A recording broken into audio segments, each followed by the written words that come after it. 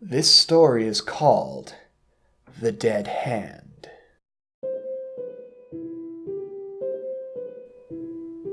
The village huddled on the edge of a vast swamp. As far as one could see, there were soggy meadows, holes filled with black water, and glistening sheets of wet, spongy peat. Skeletons of giant trees, snags, the people called them, rose up out of the muck, their dead branches reaching out like long, twisted arms. During the day, the men in the village cut the peat and hauled it home to dry and sell for fuel. But when the sun went down and the wind, sighing and moaning, came in from the sea, the men were quick to leave. Strange creatures took over the swamp at night, and some even came into the village. That's what everyone said. People were so afraid they would not go out alone after dark. Young Tom Pattison was the only person in the village who did not believe in these creatures. On his way home from work, he'd whisper to one of his friends, "There's one!" And they would jump and run, and Tom would laugh and laugh. Finally, some of his friends turned on him. "If you know so much," they said, "go back into the swamp some night and see what comes of it." "I'll do it," said Tom. "I work out there every day.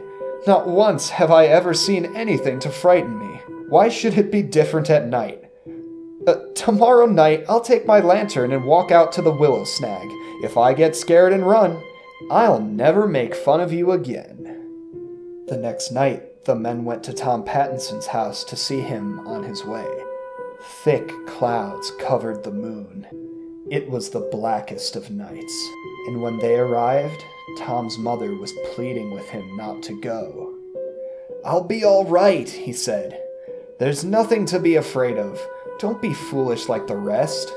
He took his lantern and, singing to himself, headed down the spongy path toward the willow snag. Some of the young men wondered if Tom wasn't right. Maybe they were afraid of things that did not exist. A few decided to follow him and see for themselves, but they stayed far behind in case he ran into trouble. They were sure they saw dark shapes moving about. But Tom's lantern kept bobbing up and down, and Tom's songs kept floating back to them, and nothing happened. Finally, they caught sight of the willow snag. There was Tom standing in a circle of light, looking this way and that. All of a sudden, the wind blew out his lantern, and Tom stopped singing. The men stood stock still in the blackness, waiting for something awful to happen. The clouds shifted and the moon came out. There was Tom again, only now he had his back pushed up against the willow snag, and he had his arms out in front of him as if he were fighting something off. From where the men stood, it looked like dark shapes were swirling in around him. Then the clouds covered the moon again. Once more, it was black as pitch. When the moon came out again, Tom was hanging on to the willow snag with one arm. His other arm was stretched out in front of him as if something was pulling it. It looked to the men as if a rotting, moldy hand with no arm, a dead hand, had grabbed Tom's hand. With one final wrench, whatever had a hold of Tom jerked him into the muck. That's what the men said. When the clouds blotted out the moon once more, the men turned and ran through the blackness toward the village. Again and again they lost the path and fell into the muck and water holes.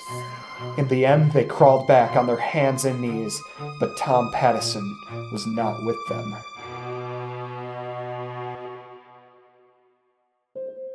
In the morning, the people searched everywhere for Tom. Finally, they gave him up for lost. A few weeks later, toward evening, the villagers heard a cry. It was Tom's mother. She was rushing down the path from the swamp, shouting and waving. When she was sure the villagers had spotted her, she turned and ran back. Off they went after her. They found young Tom Pattison by the willow snag. groaning and gibbering as if he had lost his mind. He kept pointing with one hand at something that only he could see. Where his other hand should have been, there was nothing but a ragged stump oozing blood. The hand had been ripped clean off. Everybody said it was the dead hand that had done it, but nobody really knows. Nobody will ever know, except Tom Pattison. And he never spoke a word again.